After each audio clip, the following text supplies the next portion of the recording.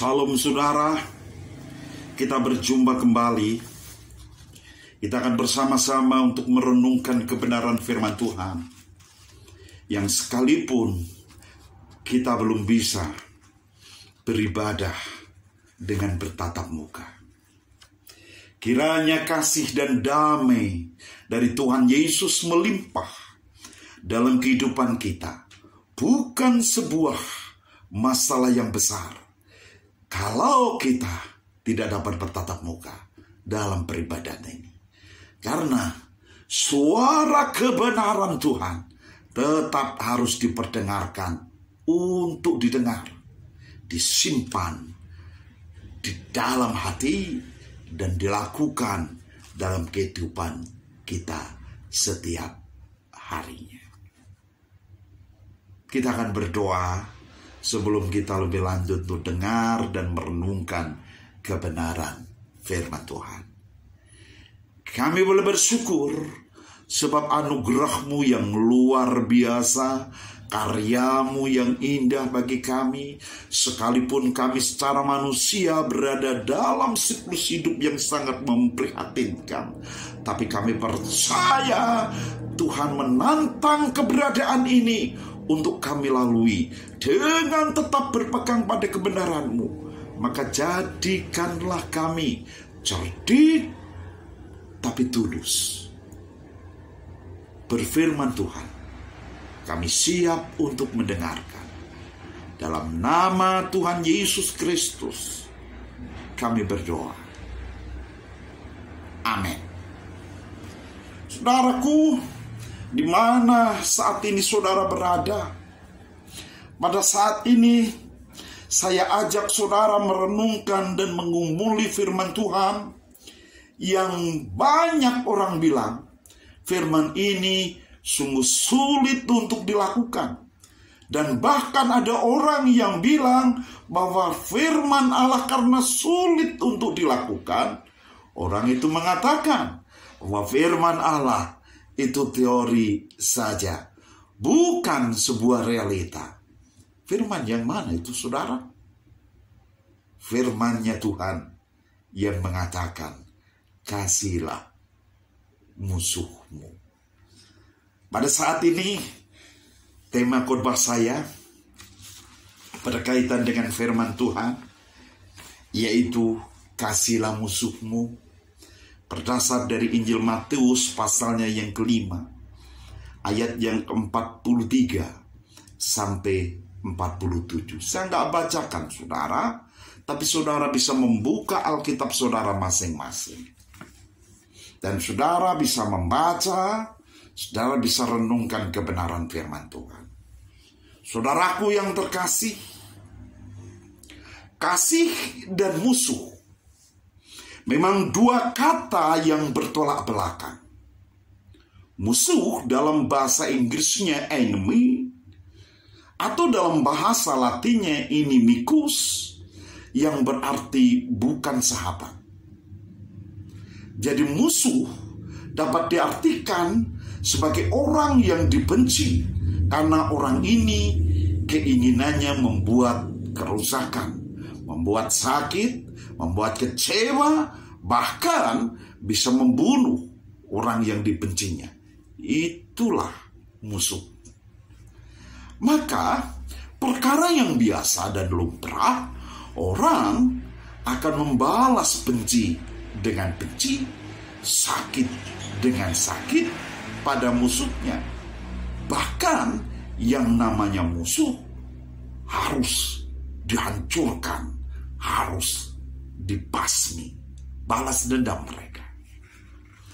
Tetapi Tuhan Yesus memberikan perintah kepada kita sebagai orang yang percaya kepadanya untuk mengasihi musuh kita, membalas kejahatan dengan kebaikan. Bahkan kita membuka diri untuk mengampuni orang yang bersalah pada kita. Saudaraku kekasih, kalau Tuhan berfirman, karena Tuhan ada kehendak dan tujuannya yang sangat indah bagi kehidupan kita. Pertanyaannya saudara, Lalu kenapa kita harus mengasihi musuh kita? Kenapa kita harus membalas kebaikan orang yang berbuat jahat dengan kita? Kenapa kita harus mengampuni orang yang bersalah kepada kita?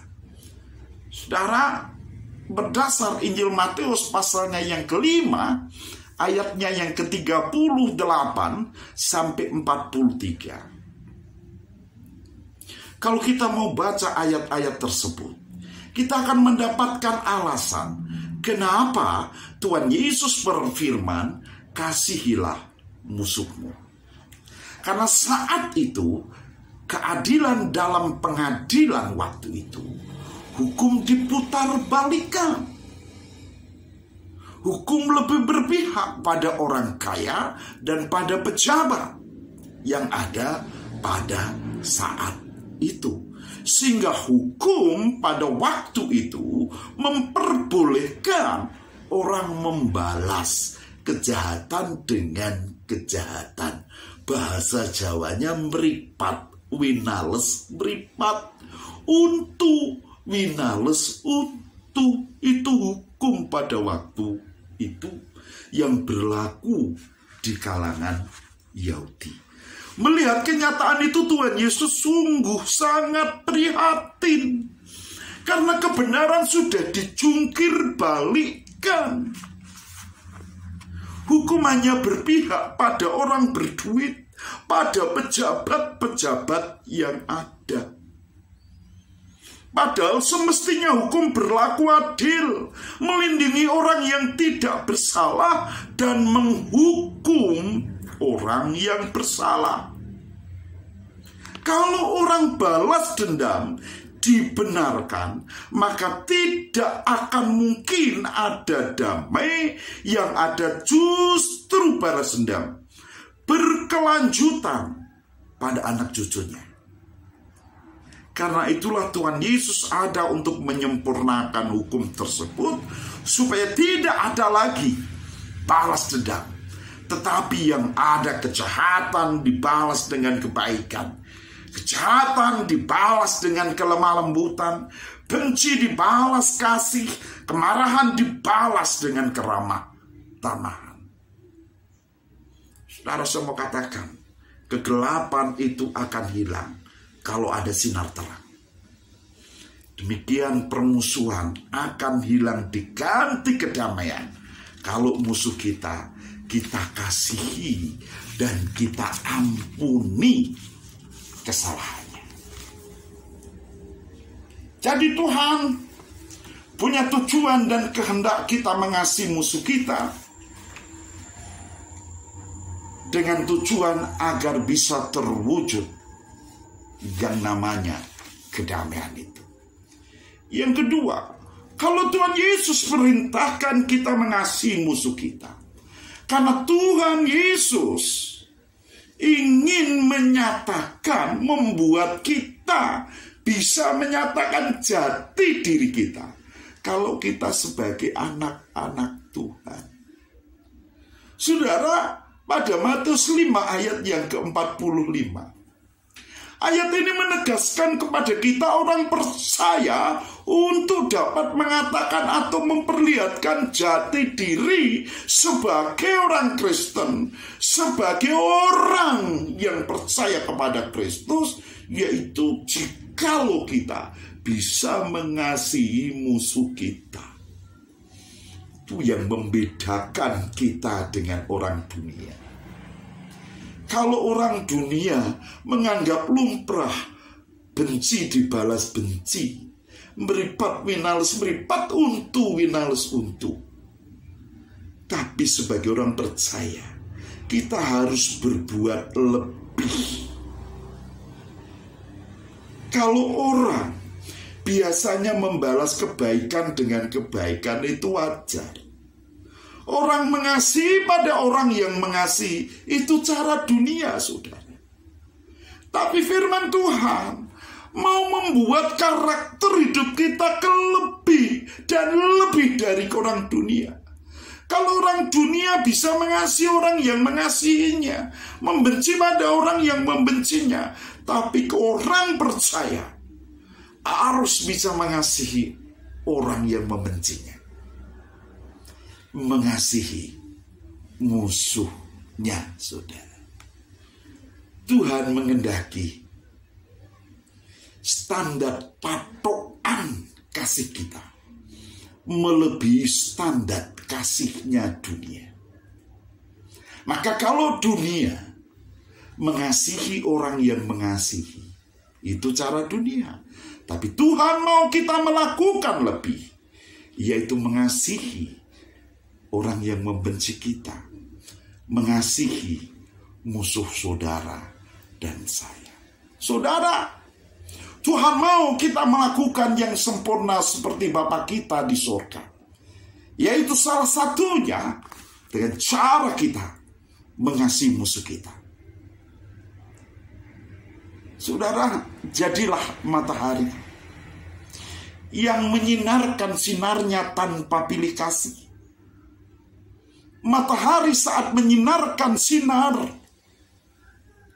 tidak pernah hanya ditujukan kepada orang yang berjabatan tinggi, orang yang punya harta banyak, tapi semua orang tanpa pandang kaya miskin, tanpa pandang dia pejabat tinggi atau tidak, orang intelektual pinter atau bodoh, tidak, matahari menyinarkan sinar pada semua orang tanpa mau pamrih. Ini orang Kristen, saudara. Saudara, saya mengutip buku yang dikarang Antonio de Melo, yang dalam bukunya yang berjudul Dipanggil untuk Mencinta. Antonio de Melo menggambarkan cintanya Tuhan Yesus itu 3 macam. 1, kasih dan cintanya Tuhan Yesus itu digambarkan sebagai bunga yang harum baunya. Yang kedua, digambarkan kasihnya Tuhan Yesus bagaikan pohon rindang yang dapat menjadi tempat berteduh. Dan kasihnya Tuhan Yesus digambarkan sebagai sinar terang. Saudara, semestinya bukan hanya kasihnya Tuhan Yesus yang harus digambarkan seperti bunga yang berbau harum, seperti pohon rindang yang bisa menjadi tempat berteduh, seperti sinar terang yang akan menerangi kegelapan. Tapi kasih kita, cinta kita harusnya pun sama. Orang Kristen harus baunya harum karena perbuatannya baik. Orang Kristen harus bisa menjadi tempat berteduh, tempat orang bisa mencari jawab sebuah pertanyaan, tempat orang bisa memohon pertimbangan jalan keluar, tempat orang ngangsu kawruh, tempat orang untuk belajar hidup benar. Itu mestinya kasih Kristen. Dan kasih orang Kristen itu harus seperti sinar terang. Dimanapun dia ada, dengan keberadaan apapun, orang Kristen harus menyinarkan sinar terangnya dengan tanpa pandang bulu. Siapapun berhak dan punya hak sama disinari. Saudara-saudara yang kekasih, akhir khotbah saya ini, saya mengajak saudara-saudara untuk berdoa. Mari kita berdoa, saudara. Ikuti doa saya. Tuhan, jadikanlah kami alat-alat perdamaian-Mu. Biarlah kami mengasihi di mana ada kebencian. Biarlah kami memaafkan di mana ada dendam dan salah. Biarlah kami mempersatukan di mana ada perpecahan. Biarlah kami menimbulkan pengharapan di mana ada keputusasaan. Biarlah kami menguatkan iman di mana ada kebimbangan. Biarlah kami membawa terang di mana ada kegelapan. Dan biarlah kami memberi kegembiraan di mana ada kesedihan. Biarlah kami jangan mencari untuk dihibur, tapi kami ada untuk menghibur. Kami ada bukan untuk dipahami, melainkan kami ada untuk memahami. Kami ada bukan untuk dicintai, tapi biarlah kami ada untuk mencintai. Kami ada bukan untuk diperhatikan, melainkan kami ada untuk memperhatikan. Sebab di dalam memberi, aku akan menerima. Di dalam mengampuni, kami akan diampuni. Di dalam kematian, kami dilahirkan dalam hidup yang sejati. Dalam Putramu Tuhan Yesus yang memberkati kami senantiasa, kami berdoa. Amin. Shalom. Tuhan berkati saudara-saudara semua.